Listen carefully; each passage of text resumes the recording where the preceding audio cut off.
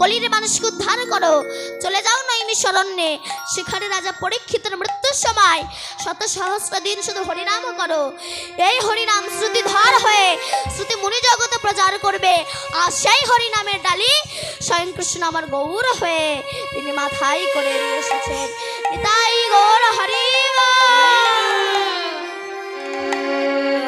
তাই সেই হরিনাম এনেছে, সেই হরিনাম আমরা আস্বাদন করব।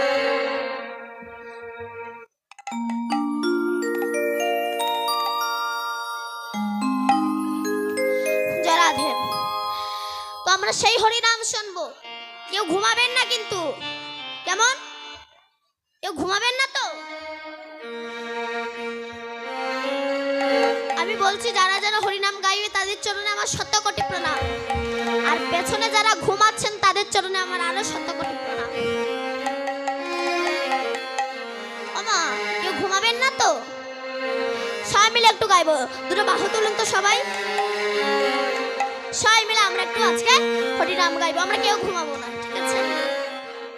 আজকে রাতে ঘুমের ছুটি, চোখের পাতা খুলে রাখবো, কাটবে প্রহর নাচে গানে সবাই হরি বলবো। আজকে রাতে ঘুমের ছুটি, চোখের পাতা খুলে রাখবো, কাটবে প্রহর নাচে গানে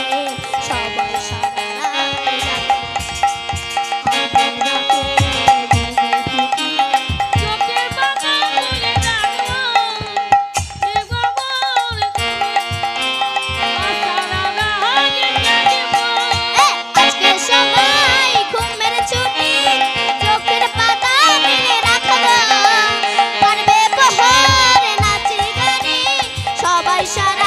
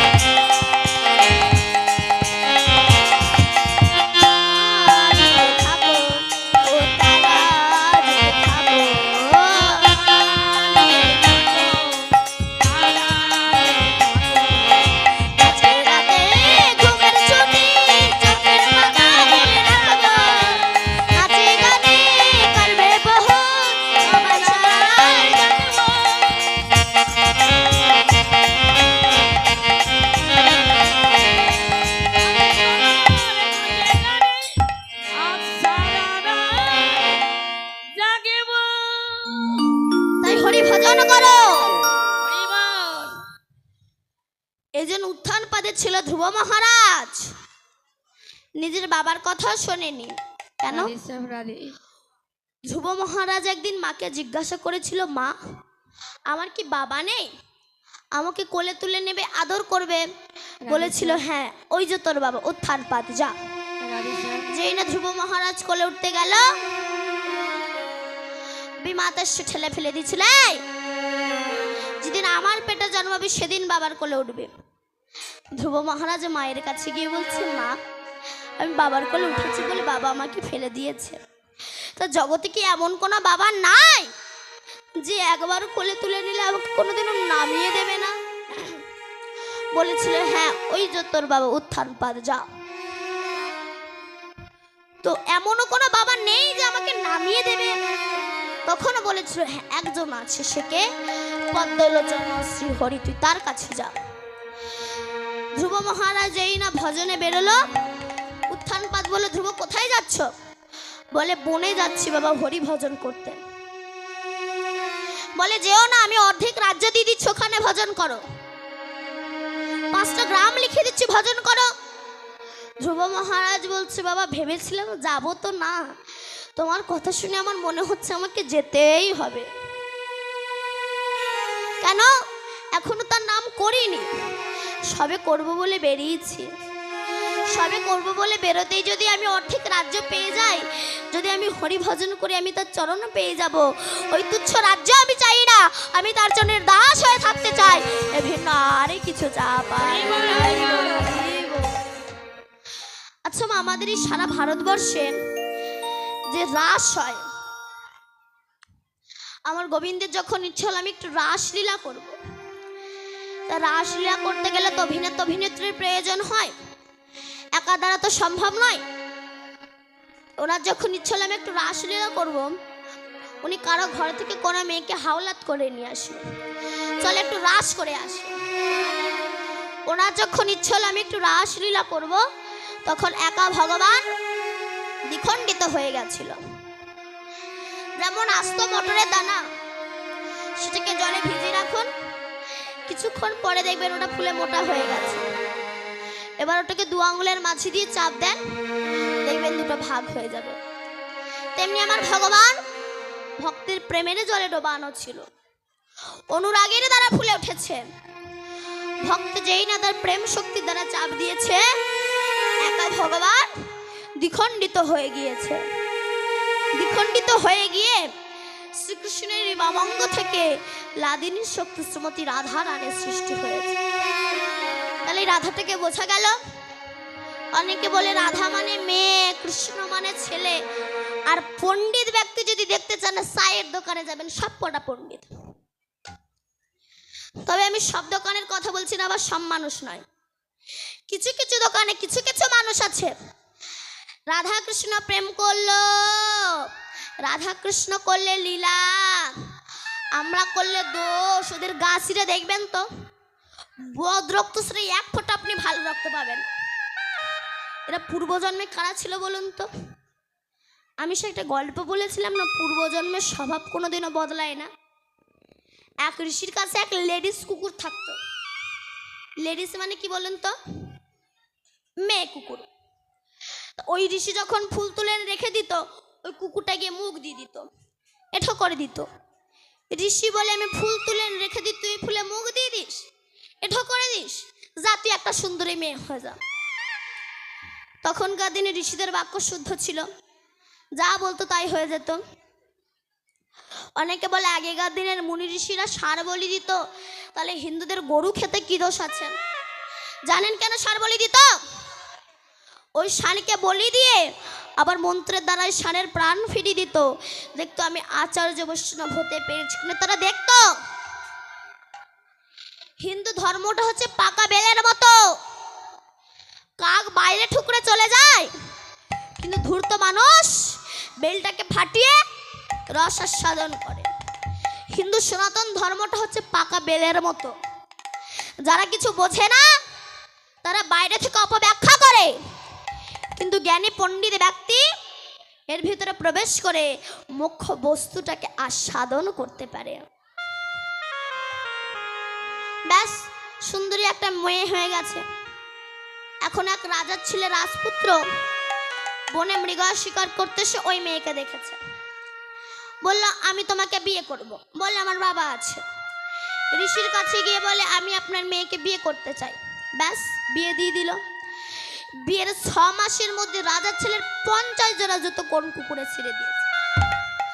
রাজার ছেলে বলে এত জুতো ছেড়ে কে? একদিন রাত্রে দেখি কিনা সেই নতুন বউ ও বিছানা ছেড়ে চলে যাচ্ছে। ও বলে হঠাৎ বউ কোথায় যায়? পেছন পেছন এসে দেখি কিনা ওই নতুন বউ ও বসে বসে জুতোগুলো ছেড়ে। বলে বাবা চেল্লামেল্লি করার দরকার নেই, যদি বা আমাকেও ছিঁড়ে দেয়। এসে শুয়ে পড়েছে। পরের দিন ঋষির কাছে গিয়ে বলছে আচ্ছা ঋষিবর বলুন তো আপনার মেয়ে এত জুতো ছেড়ে কেন? বলে বাবা তুমি তো আমার কথা শুনলে না, তুমি রূপ দেখে ওকে বিয়ে করে নিলে। আরে বাবা পূর্বজন্মে একটা কুকুর ছিল, আমার ফুলে মুখ দিয়ে দিত, এঠো করে দিত, ওই জন্য আমি একটা সুন্দরী মেয়ে বানিয়ে দিয়েছি। মেয়ে হয়েছে বটে, স্বভাব তো বদলায়নি। যারা রাধা গোবিন্দের নামে নিন্দা করে, লোকের মুখে শোনা কথা বলে, এই লোকের মুখে শোনা কথা বলে এখন দুই বন্ধু ইন্টারভিউ দিতে যাচ্ছে। কি বললাম? ইন্টারভিউ দিতে যাচ্ছে। একজনের কাঁচা মাথা আর একজনের ভালো মাথা। তো কাঁচা মাথা ভালো মাথাকে বলছে এই শোন তুই আগে আগে যা, তোরে যা যা প্রশ্ন করবে এসে আমার উত্তরগুলো বলে দিবি, আমি ওইগুলো সব মুখস্থ করে গিয়ে বলবো। ব্যাস, ভালো মাথাটা গিয়েছে। অফিসার জিজ্ঞাসা করছে বাবা বলো তো আমাদের দেশ ভারতবর্ষ কবে স্বাধীন হয়েছে? বলে 1942 সালে হওয়ার কথা ছিল, কিন্তু সেটা 1947 সালে হয়েছে। আচ্ছা বলো তো স্বাধীনতা সংগ্রামী কারা? বলে স্যার সে তো অনেক লোক, কজনের নাম বলবো? বলে ঠিক আছে যাও। যেই না ভালো মাথাটা বেরিয়েছে কাঁচা মাথা ধরে চাই তোরে কি কি প্রশ্ন করেছে রে? প্রথম প্রশ্ন ভারতবর্ষ কবে স্বাধীন হয়েছে? তুই কি বলেছিস রে? 1942 সালে হওয়ার কথা ছিল, কিন্তু সেটা 1947 সালে হয়েছে। আর দ্বিতীয় প্রশ্ন স্বাধীনতা সংগ্রামী কারা? তুই কি বলেছিস রে? সে তো অনেক লোক, কজনের নাম বলবো? ও এই দুটো মুখস্থ করতে করতে গিয়েছে। যা প্রশ্ন বলবে এই দুটোই উত্তর। 1942 সালে হওয়ার কথা ছিল, 1947 সালে হয়েছে, আর সে তো অনেক লোক, কজনের নাম বলবো? এইগুলো মুখস্থ করতে করতে গিয়েছে। অফিসার দেখে বুঝতে পেরেছে কাঁচা, আমি একটু কাঁচা কাঁচা প্রশ্ন করি। তা বাবা বলো তো তোমার জন্ম কত সালে হয়েছে?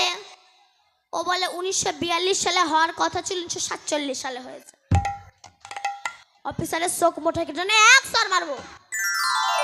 বলে স্যার আপনি বেশি জানেন, আপনি জানেন আমি এক ক্লাসে 13 বছর ছিলাম। নেক্সট প্রশ্ন করুন। অফিসার বলছে বাবা তোমার বাবার নাম কি? বলে স্যার সে তো অনেক লোক, কজনের নাম বলবো?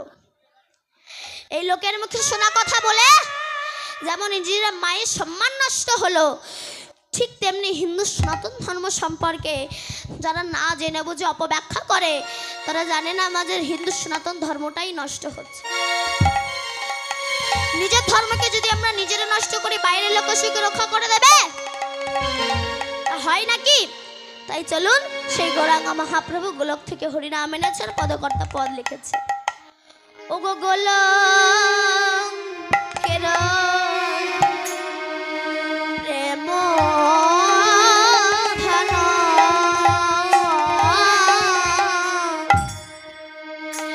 এই হরিনাম সংকীর্তন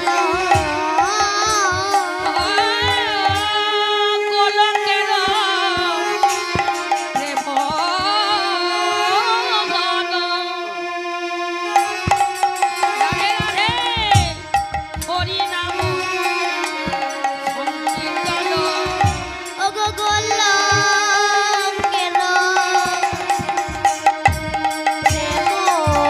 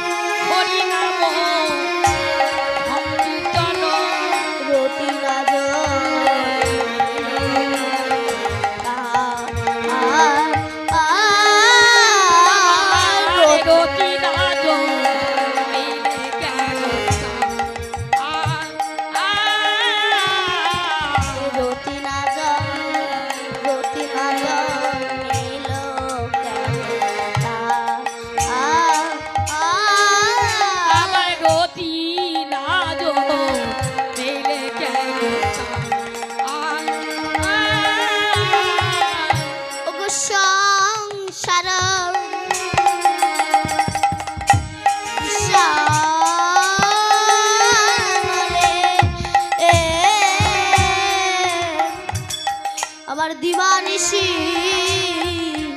ইয়া জলে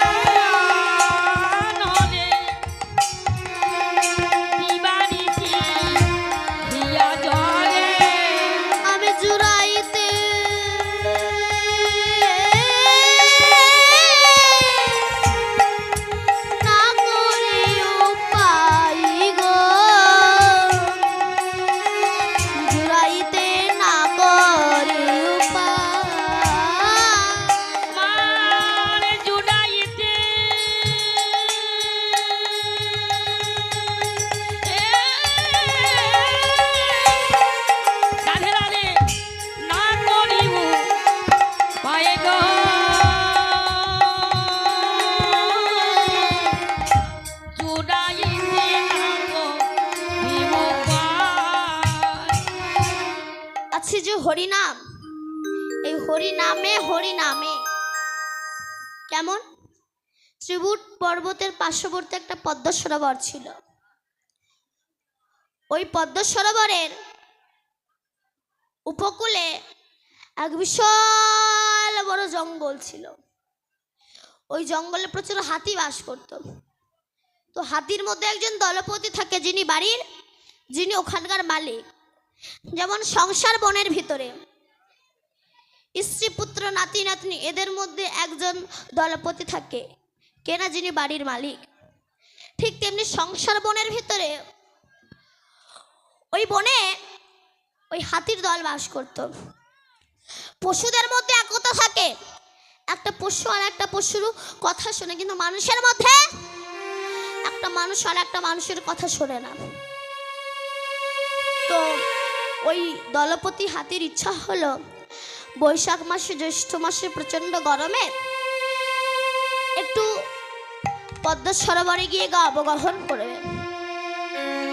তা নিজের পুত্র স্ত্রী নাতি নাতনি আত্মীয় স্বজন সবাইকে নিয়ে পদ্ম সরোবরে এসেছে গা অবগাহন করতে।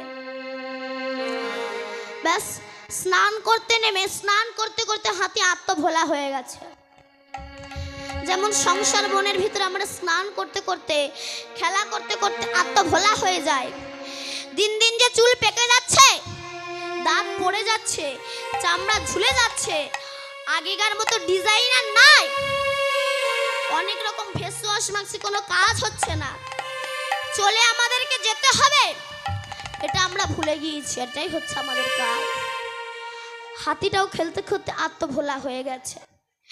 এখন ওই পুকুরে ছিল এক কুমির। এটা কোনো গল্প কথা নয়, গজেন্দ্র মোক্ষণ শ্রীমদ ভাগবতে পাবে। যখন আত্মভোলা হয়ে গেল, কুমিরটা গিয়ে হাতির পায়ে কামড়ে ধরল। তত্ত্ব কি? আপনি বাড়ির মালিক, ভোর 3টের সময় উঠে মাঠে ঘাটে কাজ করতে যাচ্ছেন, যাদের জন্য না খেয়ে না দিয়ে না স্নান করে না ঘুমিয়ে যাদের জন্য খেটেছেন, তাদের জন্যই আপনি রোগাগ্রস্ত হয়েছেন। শেষের দিনে হরিবিনে তোমার আপন কেউ নয়। যখন কুমির হাতিকে ধরেছে, দূর থেকে তার প্রিয়জন আত্মীয় স্বজন ছেলে মেয়ে সবাই দেখছে, কাছে কেউ আসছে না। এক এক করে সবাই জল থেকে উঠে চলে গেল। তখন হাতি নয়ন জলে ভেসে বলছে, দয়াময়, হরি বল হরি বল, দয়াময়, আমি যাদেরকে আমার আপন ভেবেছিলাম তারা তো আমার আপন নয়। তোমাকে পর ভেবেছিলাম, তুমি বিনে তো আমার আর কোনো গতি নেই। হরি বল হরি বল। কি যে ছেলের জন্য এত খেটেছেন, বৃদ্ধ বয়সে সেই ছেলেই আপনার হাত ধরে বসিয়ে দেবে বারান্দার এক কোণে। ছেলে আর বাবা বলে ডাকে না, বাবার কাছে যায় না, বাবাকে ছুঁই না। কেন? ছুলে যদি সেই রোগ তার হয়, সেদিনে চোখের জল আর দিন বন্ধু বিনে তোমার আপনজন কেউ হতে পারে না। হাতিটা নয়ন জলে ভেসে বলছে, দয়াময়,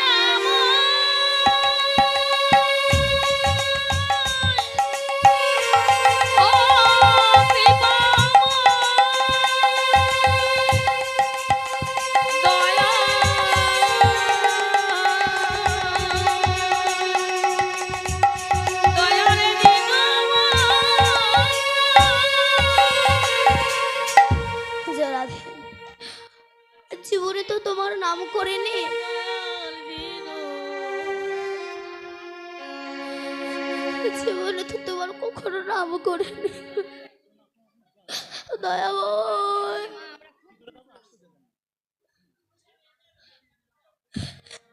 জীবনে আমি তো তোমার কখনো ভজিনি, তোমার পুজোর ফুল পা দিয়ে বাড়িয়ে চলে গেছে, ফিরে একবারও তাকাইনি। কিন্তু আমি অধম বলে তো আমাকে কিছু কম করে দাওনি। আমি অধম বলে তো আমাকে কিছু কম করে দাওনি। সবই তো দিয়েছ, প্রতিদানে তুমি তো কিছু চাওনি। রাধে রাধে। কিছু চাওনি দয়াময়।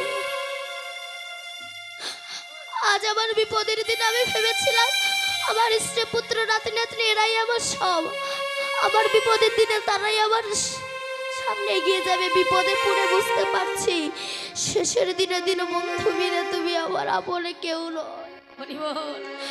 হে দয়াময়, হে দয়াময়, কৃপা করো, তুমি বিনে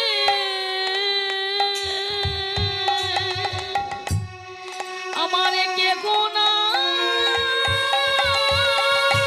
হাতিটা তখন জলে ভেসে বলছে দয়াময়, আমি সকল দুয়ার হইতে ফিরিয়া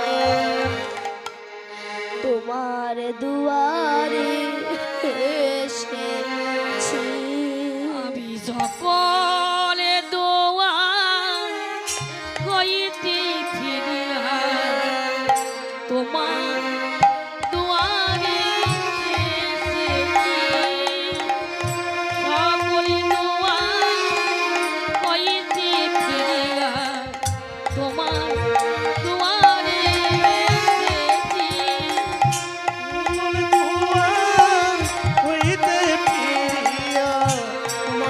দুয়ারে এসেছি।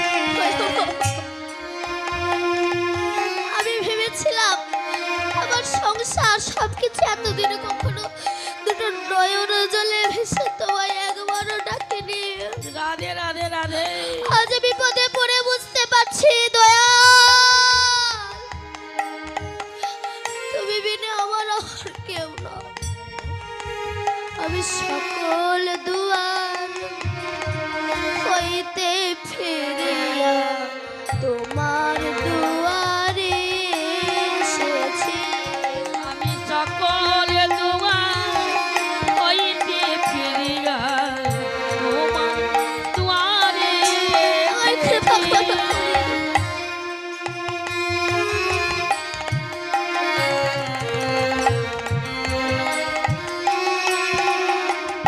আমি কত না তীর্থ ঘুরিয়া ফিরিয়া দয়া, কত না তীর্থ ঘুরিয়া ফিরিয়া তোমার চরণে এসেছি। সকলে দুয়ার হইতে ফিরিয়া তোমার দুয়ারে এসেছি।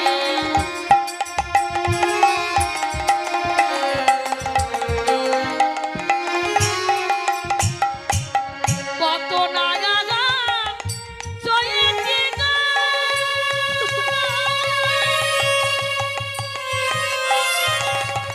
কামনার বাসনার এতখানি বোঝা মাথায় নিয়েছি দয়া। এই পথটি কি বড় কঠিন। আমি কত নাগাগা চয়েছি গো, কত নাগাগা ভিজেছি পায়, কত নাগাগা চয়েছি গো, কত নাগাগা, কত নাগাগা ভিজেছি পায়।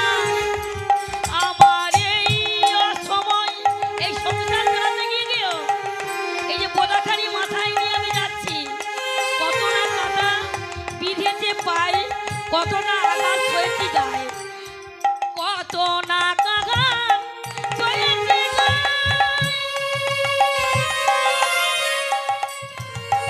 কত না কাটা দিতে পাই আমি এই সময়। হরিবল আমার এই সময় ওহে দয়াময়, আমার এখন বৃদ্ধ হয়ে গেছে, আমার সংসার আমাকে ভালোবাসে না, ছেলে নাতিপতি এক সাইডে রেখে দিয়ে আমার কত নাগা সয়েছে গায়, কত নাগা বিদেশে পায় আমার এই অসময় ওহে দয়াময়, এই অসময় ওহে দয়াময় করেছে তুলিয়া নীরবে সকলে তোমার হয়েছে ফিরিয়া,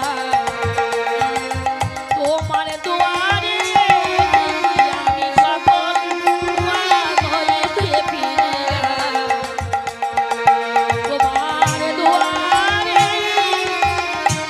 এসেছি। ওগো দয়া ভয়, হে ভগবান সকল পতর, আমি তো বিপদে পড়ে বুঝতে পারছি তুমি কেনা, আমার আর কেউ নেই, রাধে রাধে। কিন্তু এই অসময়কে কি তুমি কৃপা করবে না গো? এখনো বুঝতে পারছি তুমি বিনা আর আমার কেউ নেই। আমি তুমি কৃপা করবে না বললো? হে দয়াময়, একবার তুমি আমাকে রক্ষা করো। এই বলে হাতি ওই পদ্ম সরোবরে একটা ফুল নিয়ে তুলে আমার গোবিন্দের নামে তুলে দিয়েছে। দয়াময়, আমি তো পশু,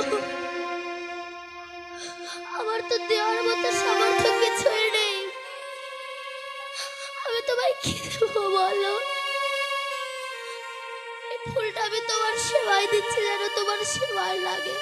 রাধে রাধে রাধে। এই বলে ফুলটা তুলে নিয়ে যাদবাই মাধবাইকে সেবাই নব বলে উড়িয়ে দিয়েছে।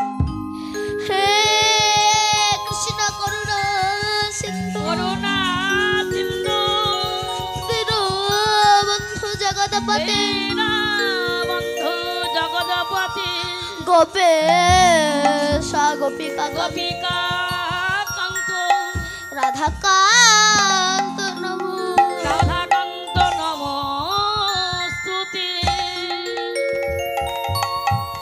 নয়ন জলে ভেসে ভেসে ফুলটা দিয়েছে, আর ওই ফুলটা উড়ে গিয়ে আমার মা লক্ষ্মীর চরণে গিয়ে পড়েছে। মা লক্ষ্মী পদ্মটি তুলে দেখছে পদ্মের প্রতিটি দলে দলে জল।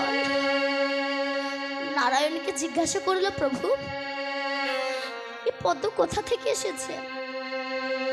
বলল, মর্তধামে আমার এক ভক্ত তাকে কুমিরে ধরেছে, শেষের দিনে আমি বিনি তার আর কেউ নেই, তার পুত্র স্ত্রী কন্যা সবাই তাকে ফেলে রেখে চলে গেছে, তাই সে আমায় ডাকছে গো। লক্ষ্মী বলল, প্রভু আজ ভক্ত তোমায় এত অনুনয় বিনয় করে ডাকছে, তুমি তাকে কৃপা করবে না? তাড়াতাড়ি তাকে কৃপা করতে যাও। নারায়ণ বলছে, প্রভু লক্ষ্মী আমি তো সবাইকে কৃপা করি মাতৃগর্ভ থেকে, কিন্তু মানুষ যখন পয়সার মালিক হয়ে যায়, নিজের আত্মীয় স্বজন প্রিয়জনকে পেয়ে যায়, আমাকে তারা ভুলে যায়, তাই আমি তাদেরকে একটু দুঃখ কষ্ট দিতে চাই।